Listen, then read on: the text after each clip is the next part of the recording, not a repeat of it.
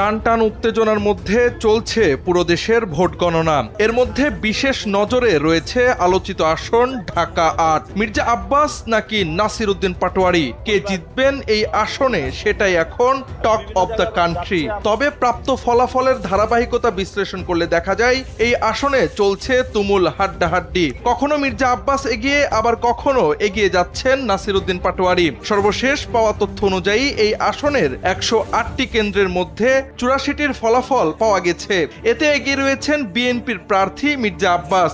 ধানের শীষ প্রতীকে তিনি পেয়েছেন ৪২,৮৬৯টি ভোট। অন্যদিকে তার নিকটতম প্রতিদ্বন্দ্বী শাপলাকলি প্রতীকের এনসিপি প্রার্থী নাসির উদ্দিন পাটোয়ারি পেয়েছেন ৩৯,০০১ ভোট। তবে ফলাফল পরিবর্তনের চেষ্টা চলছে বলে অভিযোগ করেছেন এনসিপির প্রার্থী নাসির উদ্দিন পাটোয়ারি। ফেসবুকে দেওয়া পোস্টে তিনি বলেন, সবাই সতর্ক থাকুন, নিজেদের ভোট কেন্দ্র পাহারা দিতে যারা এখনো আসেননি এগিয়ে আসুন। পাটোয়ারির এই পোস্ট শেয়ার দিয়ে এনসিপির আহ্বায়ক নাহিদ ইসলাম সকলকে ঢাকা ৮-এ আসার আহ্বান জানিয়েছেন। লিখেছেন, সবাই ঢাকা ৮-এ আসুন, ছাত্র জনতার ভোটাধিকার রক্ষার্থে।